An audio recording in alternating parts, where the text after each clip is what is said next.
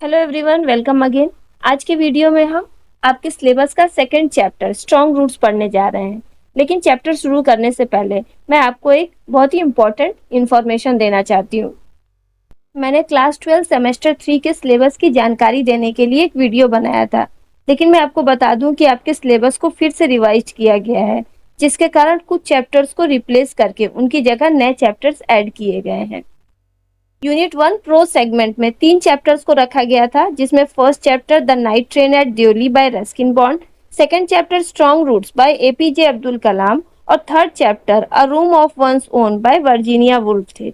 लेकिन अब revise syllabus में third chapter a room of one's own को रिप्लेस करके उसकी जगह एंटन चेखोव के द बेड को इंक्लूड किया गया है। इसलिए अब आपको a room of one's own नहीं पढ़ना है, इसकी जगह पर आपको द बेड चैप्टर पढ़ना है, जिससे 3 मार्क्स के लिए 3 एमसीक्यूज पूछे जाएंगे।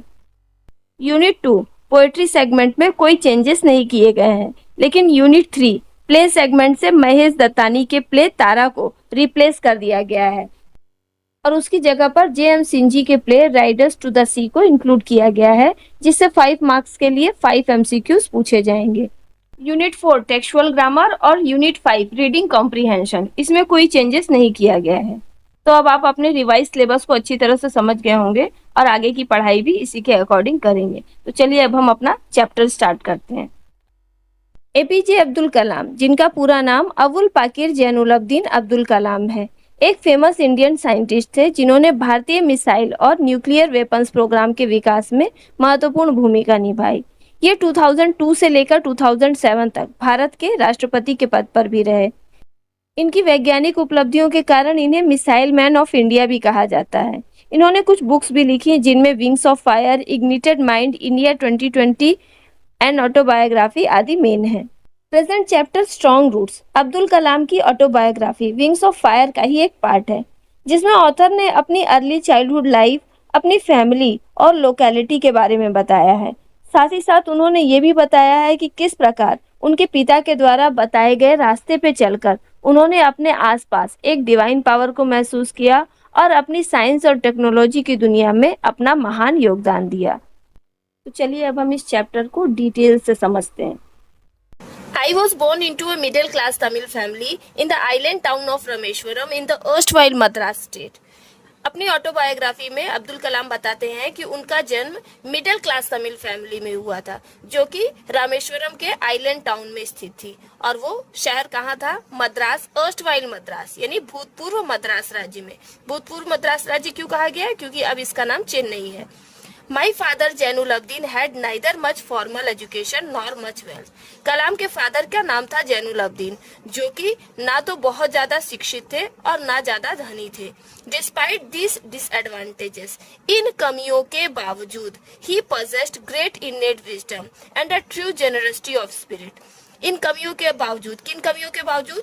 कि वो ना तो ज्यादा शिक्षित थे और ना ज्यादा धनी थे, लेकिन फिर भी वो अपनी जाति में इन्नेट विजडम मीन्स अपनी मुस्लिम कम्युनिटी में बहुत ही ज्यादा बुद्धिमान, ज्ञानी माने जाते थे और एक सच्ची और उदार आत्मा थे।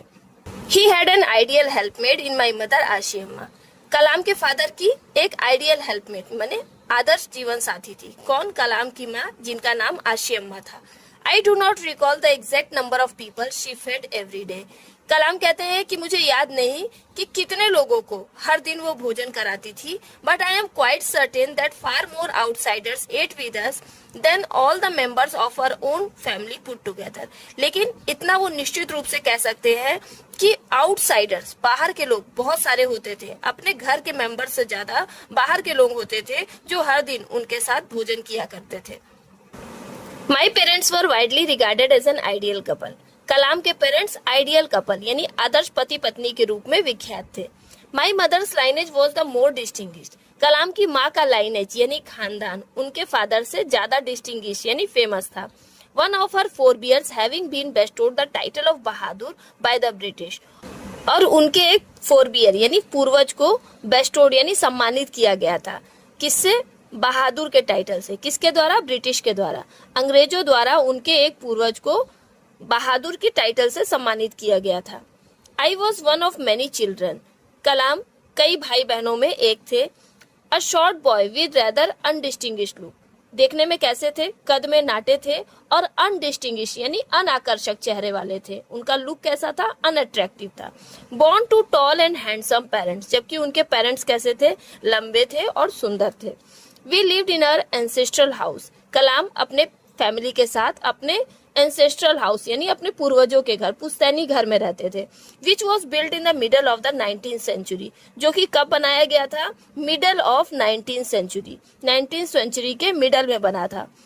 It was a fairly large pucca house made of limestone and brick, वो एक अच्छा खासा बड़ा सा पक्का घर था। जहाँ कलाम रहते थे वो एक बड़ा सा अच्छा सा पक्का हाउस था जो कि लाइमस्टोन एंड ब्रिक से यानी चूना पत्थर और ईंट से बना हुआ था। On the mosque street in Rameswaram, और कहाँ पर स्थित था? रामेश्वरम की मस्जिद वाली सड़क पर। My austere father used to avoid all inessential comforts and luxuries, Kalam के फादर जो थे वो बहुत ही ऑस्ट्रियर यानी आत्मसंयमी थे। वो इनएसेंशियल यानी अनावश्यक, कंफर्ट और लग्जरीज की चीजें, आरामदायक और विलासिता की चीजों को अवॉइड करते थे, माने अननेसेसरी चीजों को वो अवॉइड करते थे। However all necessities were provided for in terms of food, medicine और क्लॉथिंग, जबकि उन्होंने अपने फैमिली को सारी जरूरत की चीजें, चाहे वो भोजन हो, दवा हो, कपड़े हो, हर चीज उन्होंने अपने फैमिली को प्रोवाइड करके रखी थी। अपने लिए वो अनावश्यक कंफर्ट्स एंड लग्जरीज को अवॉइड करते थे, लेकिन अपने परिवार को उन्होंने सभी जरूरत की चीजें प्रोवाइड की थी। In fact I would say mine was a very secure childhood materially and emotionally, तो वास्तव में कलाम कहते हैं कि वो कह सकते थे कि उनका बचपन बहुत ही ज्यादा सिक्योर था, सुरक्षित था, मटेरियली एंड इमोशनली, भौतिक रूप से भी और भावनात्मक रूप से भी। I normally ate with my mother sitting on the floor of the kitchen, Kalam प्राय अपनी माँ के साथ ही भोजन करते थे। कहाँ? किचन की फर्श पर बैठकर। She would place a banana leave before me, वो उनके सामने एक केले का पत्ता बिछा देती थी। On which she then ladled rice and aromatic sambar, और उस पर वो लैडल यानी कलछी से चावल निकाल कर देती थी। एरोमेटिक मनमोहक खुशबू वाला सांबर डालती थी। A variety of sharp homemade pickle, एक तरह का तीखा घर का बना अचार देती थी। And a dollop of fresh coconut chutney, और ताजी दली हुई नारियल की चटनी परोसती थी। The Shiva temple which made Rameswaram so famous to pilgrims, उनके लोकेलिटी में शिवा टेम्पल था जो कि रामेश्वरम में पिलग्रिम्स यानी तीर्थयात्रियों के लिए बहुत फेमस है। Was about a 10-minute walk from our house, उनके घर से केवल 10 मिनट पैदल की दूरी पर स्थित था। शिवा टेम्पल कलाम के घर से 10 मिनट वॉक के डिस्टेंस पे स्थित था। और लोकेलिटी वॉज प्रीडोमिनेंटली मुस्लिम, कलाम की लोकेलिटी प्रीडोमिनेंटली यानी मुख्य रूप से मुस्लिम प्रधान थी। But there were quite a lot of Hindu families too, लेकिन वहाँ पर बहुत सारे हिंदू परिवार भी थे। Living amicably with their Muslim neighbours, जो कि एमिकेबली यानी फ्रेंडली, मिलजुल कर अपने मुस्लिम पड़ोसियों के साथ रहते थे।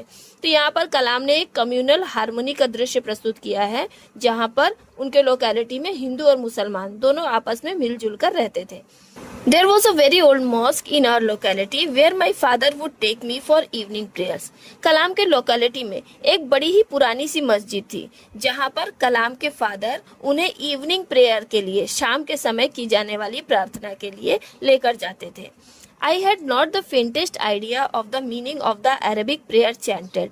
कलाम कहते हैं कि उस समय उन्हें अरबी भाषा में जो प्रेयर की जाती है, मॉस्क में अरबी भाषा में प्रेयर की जाती है, उसका बिल्कुल भी आइडिया नहीं था, उसका अर्थ बिल्कुल भी वो नहीं जानते थे कि ये अरबी भाषा में जो प्रेयर की जा रही है इसका मतलब क्या होता है। But I was totally convinced, लेकिन फिर भी उन्हें ये पूरी तरह से विश्वास था। क्या विश्वास था? दैट दे रीच्ड गॉड, कि ये प्रेयर भगवान तक पहुंचती है। When my father came out of the mosque after the prayers, जब कलाम के फादर प्रेयर के बाद, नमाज पढ़ने के बाद मस्जिद से बाहर निकलते थे, people of different religion would be sitting outside waiting for him, अलग अलग धर्म के लोग वहाँ पर बाहर बैठे रहते थे और उनका इंतजार करते थे। Many of them offered bowls of water to my father, वे लोग जो कि बाहर बैठे रहते थे उनमें से बहुत से लोग कटोरे में पानी लेकर आते थे और कलाम के फादर को ऑफर करते थे, पेश करते थे। Who would dip his fingertips in them and say a prayer, और कलाम के फादर क्या करते थे? उस बॉल्स ऑफ वाटर में, कटोरे में जो पानी लेकर आते थे उसमें अपनी उंगलियां डुबाते थे और प्रेयर करते थे। This water was then carried home for invalids, और तब ये पानी घर ले जाया जाता था बीमार लोगों के लिए, बीमार लोगों को ये पानी दिया जाता था पीने के लिए। I also remember people visiting our home to offer thanks after being cured.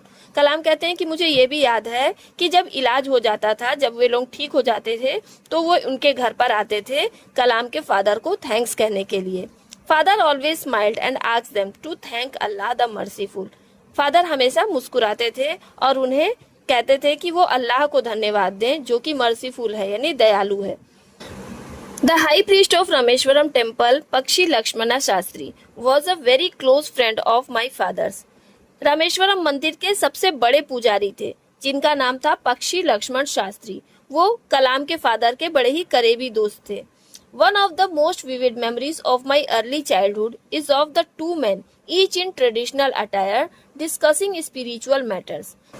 Kalam कहते हैं कि उनके बचपन की कई यादें हैं, जिनमें से एक याद वो है जिसमें टू मैन यहाँ पे कौन है, एक पक्षी लक्ष्मण शास्त्री और दूसरे कलाम के फादर, दो लोग, ईच इन ट्रेडिशनल अटायर, अपने पारंपरिक ड्रेस में, जो उनका ट्रेडिशनल ड्रेसअप है उसमें बैठकर डिस्कसिंग स्पिरिचुअल मैटर्स, एक साथ बैठकर क्या करते थे, स्पिरिचुअल मैटर्स पर डिस्कस करते थे, आध्यात्मिक विषयों पर बातचीत किया करते थे। When I was old enough to ask question, जब कलाम थोड़े से बड़े हुए और प्रश्न पूछने लायक हुए, I asked my father about the relevance of prayer. कलाम ने अपने फादर से प्रेयर का रिलीवेंस यानी महत्व पूछा। मीन्स लोग रोज प्रेयर करते हैं, इसका क्या महत्व है, क्यों प्रेयर करते हैं। My father told me there was nothing mysterious about prayer. कलाम के फादर ने कलाम को बताया कि प्रेयर में कुछ भी मिस्टीरियस नहीं है, कुछ भी रहस्यजनक नहीं है। Rather, जबकि prayer made possible a communion of the spirit between people. Prayer तो संभव बनाता है, क्या संभव बनाता है, कम्युनियन, बातचीत को, किसके बीच, स्पिरिट, परमात्मा और लोगों के बीच। प्रेयर के द्वारा लोग परमात्मा से अपनी फरियाद करते हैं। इस प्रकार प्रेयर स्पिरिट और लोगों के बीच बातचीत को पॉसिबल बनाता है। When you pray, he said, उन्होंने कहा, किसने, कलाम के फादर ने कहा कि जब तुम प्रे करते हो, you transcend your body and become a part of the Cosmos. तुम अपने शरीर से ट्रांसेंड यानी परे जाकर कॉस्मोस यानी ब्रह्मांड का हिस्सा बन जाते हो। मीन्स जब हम लोग प्रार्थना करते हैं तो हमारा शरीर जो है वो धरती पर ही रहता है, लेकिन हमारी आत्मा ब्रह्मांड का हिस्सा बन जाती है। Which knows no division of wealth, age, caste और क्रीड, जहाँ पर धन, उम्र, जाति या संप्रदाय, किसी तरह का कोई भेदभाव नहीं होता। वहाँ पर हर एक व्यक्ति एक समान होता है, किसी तरह का क्लास डिस्टिंक्शन नहीं होता है जैसा कि धरती पर पाया जाता है। My father could convey complex spiritual concepts in very simple down to earth Tamil. कलाम के फादर कन्वे यानी एक्सप्लेन करना, कॉम्प्लेक्स स्पिरिचुअल कॉन्सेप्ट्स माने कठिन आध्यात्मिक विषयों को, सिंपल डाउन टू अर्थ यानी बोलचाल की भाषा, वहाँ की बोलचाल की भाषा क्या है, तमिल भाषा में एक्सप्लेन कर सकते थे। कलाम के फादर कठिन आध्यात्मिक विषयों को, जो कि बड़े ही हार्ड कॉन्सेप्ट्स होते हैं, उन्हें सिंपल तमिल भाषा में एक्सप्लेन करके लोगों को बताते थे।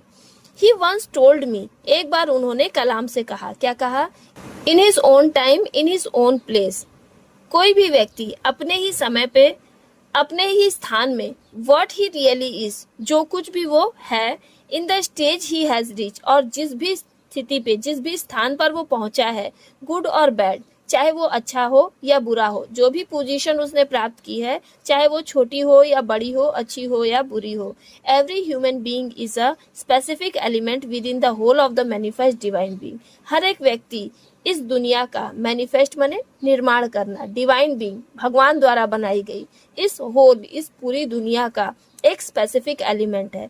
कहने का मतलब है कि कोई भी व्यक्ति हो जो कि छोटे से छोटे स्थान पर है, छोटे से छोटे काम से जुड़ा हुआ है, चाहे मामूली इंसान हो या बहुत बड़ा इंसान हो, हर एक व्यक्ति इस दुनिया का स्पेसिफिक एलिमेंट है। इसलिए किसी को भी अपने आप को छोटा या दूसरों को बड़ा नहीं समझना चाहिए। So why be afraid of difficulties, sufferings and problem. तो हम कठिनाइयों से, कष्टों से और समस्याओं से क्यों डरते हैं, हमें परेशानियों से डरना नहीं चाहिए। When troubles come, जब मुसीबत आती है, try to understand the relevance of your suffering. तो हमें कोशिश करनी चाहिए कि हम अपने कष्टों का महत्व समझें। हमारे जीवन में कष्ट आए हैं तो हमें उनसे घबराना नहीं चाहिए, बल्कि उसका सिग्निफिकेंस समझना चाहिए, उसके भी महत्व को समझना चाहिए। Adversity always presents opportunities for introspection. Adversity यानी परेशानियां हमेशा प्रेजेंट यानी प्रस्तुत करती हैं, अपॉर्चुनिटीज यानी मौके, इंट्रोस्पेक्शन यानी सेल्फ इंस्पेक्शन, आत्म परीक्षण का। परेशानियां हमारे सामने हमेशा आत्म परीक्षण का मौका प्रस्तुत करती हैं, यानी परेशानियां हमें अवसर देती हैं कि हम अपने आप को चेक करें कि हम कितने काबिल हैं, हम उस मुसीबत का सामना करने में सक्षम हैं या नहीं है। तो परेशानियों से घबराना नहीं चाहिए, बल्कि परेशानियां हमें एक अवसर देती हैं कि हम अपने आप को परख सकें कि हम कितने काबिल हैं, हम उस समस्या को सॉल्व कर सकते हैं या हमें किसी और की जरूरत है उसे सॉल्व करने के लिए। Why don't you say this to the people who come to you for help and advice? I asked my father. कलाम ने अपने फादर से पूछा कि ये बात आप उन लोगों को क्यों नहीं कहते जो आपके पास मदद के लिए और सलाह लेने के लिए आते हैं। मीन्स कलाम के फादर ने कलाम को समझाया कि अपनी मुसीबत को खुद सॉल्व करने की कोशिश करनी चाहिए, मुसीबत से घबराना नहीं चाहिए। तो कलाम ने अपने फादर से प्रश्न किया कि तब ये बात आप उन लोगों को क्यों नहीं समझाते जो आपसे मदद मांगने के लिए आते हैं, आप तो उनकी मदद करते हैं, उन्हें आपको समझाना चाहिए कि उन्हें अपने परेशानियों को खुद सॉल्व करना चाहिए। He put his hands on my shoulders and looked straight into my eyes. कलाम के फादर ने अपने हाथ कलाम के कंधों पर रखे और सीधे उनकी आंखों में देखा। For quite some time he said nothing. थोड़ी देर तक तो उन्होंने कुछ नहीं कहा। As if he was judging my capacity to comprehend his words. ऐसा लग रहा था जैसे कि वो कलाम की कैपेसिटी को जज कर रहे हैं, क्षमता को जज कर रहे हैं। कौन सी क्षमता को? कॉम्प्रीहेंड यानी समझना, उनके शब्दों को समझने की क्षमता। मीन्स वो ये देखना चाहते थे कि कलाम उनकी बातों को समझ पा रहे हैं या नहीं। Then he answered in a low deep voice. उसके बाद उन्होंने एक धीमी और गंभीर आवाज में उत्तर दिया। His answer filled me with a strange energy and enthusiasm. उनके उत्तर ने कलाम को एक अजीब सी ऊर्जा और एंथुसिज्म माने जोश से भर दिया। मीन्स कलाम के फादर ने जो आंसर दिया उससे कलाम के अंदर एक अलग सा जोश आ गया। क्या आंसर था वो? Whenever human beings find themselves alone, as a natural reaction, they start looking for company. जब कभी भी मनुष्य अकेला होता है तो नेचुरल रिएक्शन है, स्वाभाविक प्रतिक्रिया है कि वो किसी का साथ ढूंढने लगता है। मीन्स मनुष्य अकेला रहना नहीं चाहता, जब भी वो अकेला होता है, अपने आप को अकेला पाता है, वो किसी का साथ ढूंढने लगता है। Whenever they are in trouble, they look for someone to help them. और जब कभी भी मनुष्य मुसीबत में होता है तो वो ऐसे व्यक्ति को ढूंढता है जो उसकी सहायता करे।